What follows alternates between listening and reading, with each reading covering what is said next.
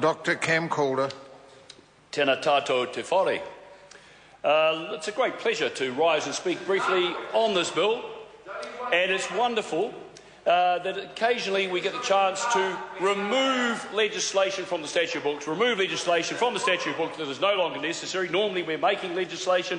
This is an opportunity to remove redundant legislation, and I want to congratulate my colleague Simon O'Connor, who very early in his career has achieved the opportunity to bring a member's bill to the House. Well done, Simon. Now, as we know, the purpose of this Joint Family Homes Repeal Bill is to repeal the Joint Family Homes Act 1964.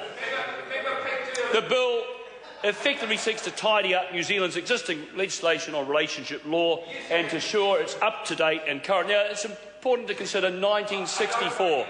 What was happening in 1964? Well, in music, the Beatles were storming the USA with their tour to the USA, and it took the top 5 places in the Billboard Hot 100. The top 5 places in the Billboard Hot 100. And I can see Dennis O'Rourke over there thinking, is it Can't Buy Me Love? Yes, Dennis, it was. Twist and Shout, Mr. Mallard, yes. She Loves You, Parakura, that's right. I Want to Hold Your Hand, who would be that? Yes, Reno.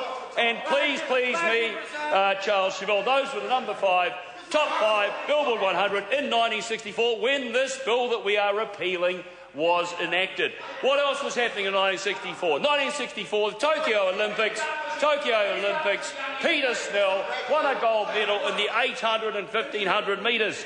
Peter Snell achieved notoriety and fame in New Zealand for the rest of his life as a double gold medalist in Tokyo.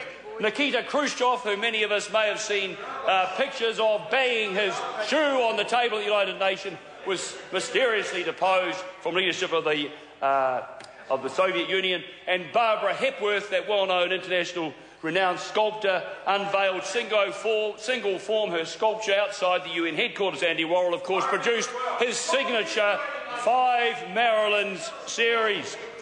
Now, in 1964, there are some in the House who can probably remember droves of schoolboys and schoolgirls wearing caps and berets, going to school on bicycles. Yes, it did happen. It did happen.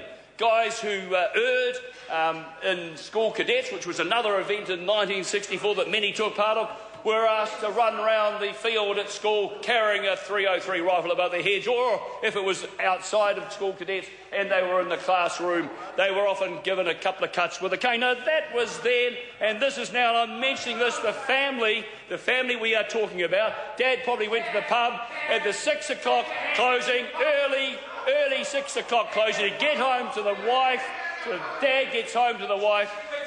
That was another thing in 1964 that still extant then. And of course, Austin Mitchell wrote about these times in his classic tome, The Half-Gallon, Quarter-Acre Pavlova Paralysed. But, Mr. Speaker, that was then, and this is now. And in 2001, the Law Commission advised the repeal of the Act, noting that the public had ample alternative legal devices at their disposal in this absence. I commend this bill to the House. Oh, well said. Dr. Rajan Prasad.